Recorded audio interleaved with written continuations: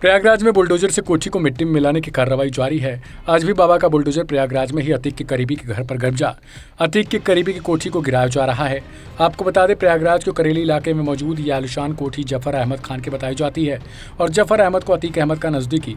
ऐसे में जफर की यह कोठी अब शासन के गुस्से की आंच में झुलसकर भरभरा कर गिर रही है, जमींदोज हो रही है।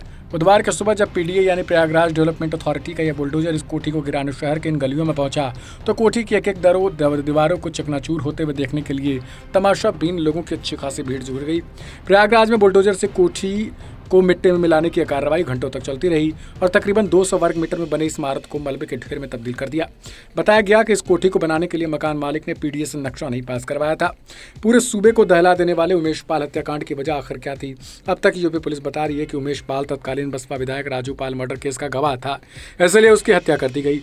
लेकिन जब जांच में यह साफ हो गया कि उमेश पाल दिवंगत विधायक राजू पाल की हत्या के मामले में गवाह था ही नहीं, तो अब कत्ल की वजह को लेकर पुलिस की एक नई कहानी सामने आई है। पुलिस कह रही है कि उमेश पाल का एक जमीन को लेकर अतीक अहमद के साथ विवाद चल रहा था, इसी के चलते उसकी हत्या की गई। इस तरह से यह मामला और उलझता जा रहा है। प्रयागराज में एक मकान पर बुलडोजर चलने की तस्वीरों को आप उमेश पाल का साइड इफेक्ट भी कह सकते हैं और इसी हत्याकांड के इर्द गिर्द घूमती यूपी की सियासत का साइड इफेक्ट भी। जब से कातिलों ने प्रयागराज की मर्डर के सड़कों पर खून बहारा, शासन प्रशासन से लेकर पूरा तंत्र मानो इसी वारदात में शामिल शूटरों को ढेर करने में जुट गया हो। इस मामले में बड़े शूटर को तो फिलहाल फरार है, लेकिन शासन का गुस्सा उमेश पाल मर्डर केस के मुख्य आरोपी बाहुबली अतीक अहमद के नजदीकियों पर निकल रहा है। इस हत्याकांड में अतीक के बेटे का अहम रोल है, लेकिन उसका कुछ सुराग नहीं लग रहा। जो तस्वीरें दिखाई दे रही हैं उसमें अतीक का बेटा भी गोली चलाते देखा गया है, लेकिन हत्या के बाद से ही फरार चल रहा है। अभी तक कई हत्यारे गिरफ्तार नहीं हो पाए।